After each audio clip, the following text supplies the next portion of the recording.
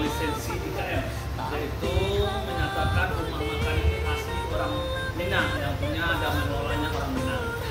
Dan adalah lisensi IKM kami pasang dari Jakarta sampai Samarinda. Ini program ini seluruh Indonesia.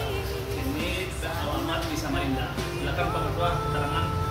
Ini rumah makan Natrabu, rumah makan Ketua Kito Ajo Sudirman, asli Minang, Jalan Gatot Subroto. Oke, dosa-dosa yang datang ke Samarinda, jangan lupa datang kemari. Terima kasih. Assalamualaikum warahmatullahi wabarakatuh.